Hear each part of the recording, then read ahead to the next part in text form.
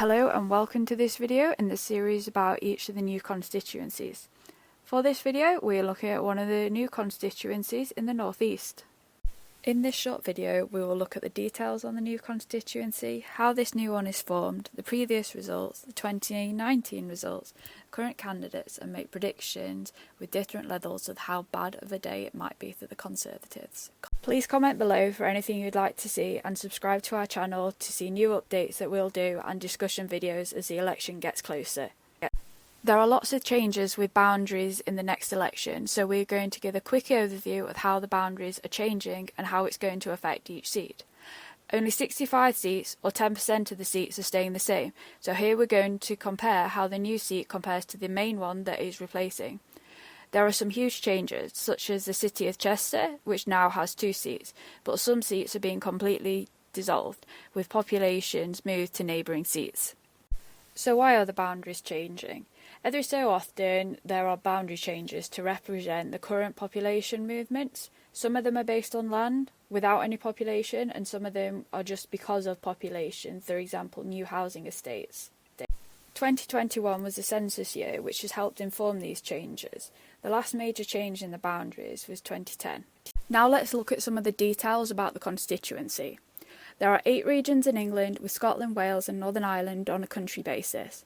There are 32 seats in Wales, 57 in Scotland, 18 in Northern Ireland and an average of 60 in each of the English regions. The population can vary hugely. The highest is nearly 152,000, which is in Birmingham Ladywood, while the lowest is less than 27,000, which is in the Western Isles of Scotland, which also has the lowest electorate at 21,000. The average population is 103,000 and the average electorate is 73,000.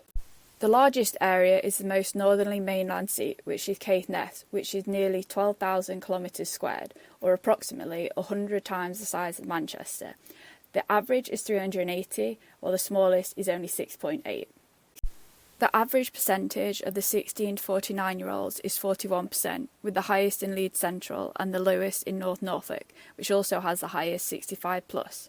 The average 65+ is 38%, with the minimum at 15%, which is in the area around Canary Wharf.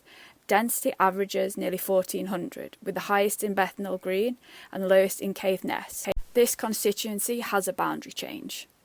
This constituency is affected by a boundary change. Because of this, we now have populations from multiple old seats. These percentages are based on population, not land. When we're looking at the winner in 2019, it's a bit more relevant to the seats that are now made up from multiple old seats.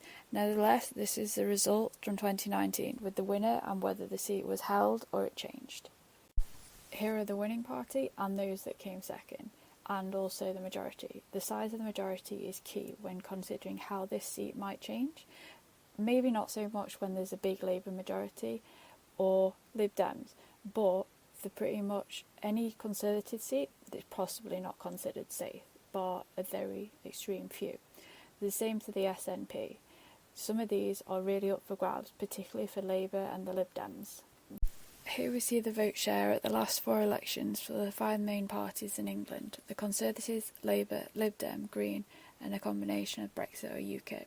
The Brexit UKIP vote was distorted in some constituencies in 2019 because if they were held by the Conservatives in 2017, they didn't stand against them.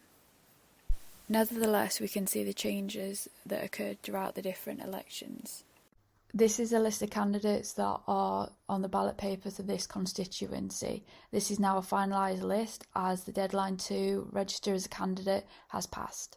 In these forecasts, we expect the seat to remain the same. Thank you for watching this video. We hope you learned a lot about the new constituencies. Please subscribe to our YouTube channel, follow us on Instagram and Twitter.